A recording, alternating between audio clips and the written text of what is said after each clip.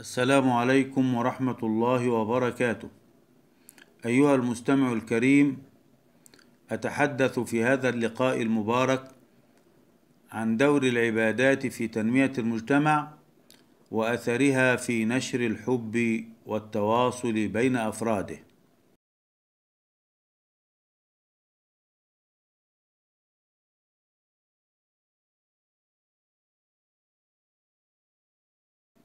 إن المتأمل في العبادات التي شرعها الله سبحانه وتعالى من صلاة وصيام وزكاة وحج يجد أنها تقوم بدور مهم في تنمية المجتمع من الناحية الثقافية والأخلاقية، حيث تبني العبادات في الإنسان خلق التعاون والعمل بروح الفريق، وذلك أن أساس العبادة يقوم على حسن التوجه إلى الله والإخلاص له. يقول تعالى مبينا ذلك: ألا لله الدين الخالص. ويقول عز من قائل: وما أمروا إلا ليعبدوا الله مخلصين له الدين. وهذا ما يؤكده النبي صلى الله عليه وسلم في قوله: إنما الأعمال بالنيات ولكل امرئ ما نوى.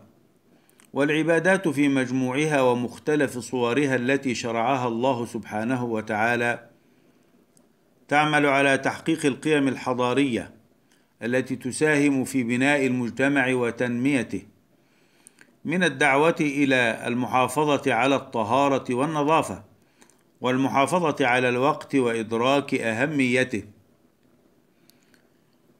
وهذا ما يؤكده القرآن الكريم في حديثه عن الصلاة، حيث يقول سبحانه وتعالى: إن الصلاة تنهى عن الفحشاء والمنكر. ويقول سبحانه: يا بني آدم خذوا زينتكم عند كل مسجد. وفي حديث القرآن الكريم عن الصيام وأثره البدني والروحي جاء قوله تعالى: يا أيها الذين آمنوا كتب عليكم الصيام كما كتب على الذين من قبلكم لعلكم تتقون. وجاء قوله تعالى: وأن تصوموا خير لكم. وفي حديث القرآن الكريم عن الزكاة وما تحققه من التواصل والترابط بين أفراد المجتمع جاء قوله تعالى: والذين في أموالهم حق معلوم للسائل والمحروم. وقد تحدث القرآن الكريم عن شعيرة الحج وما تحققه من التعارف والتواصل بين الناس. جاء قوله تعالى: الحج أشهر معلومات فمن فرض فيهن الحج فلا رفث ولا فسوق ولا جدال في الحج وما تفعلوا من خير يعلمه الله وتزودوا فإن خير الزاد التقوى.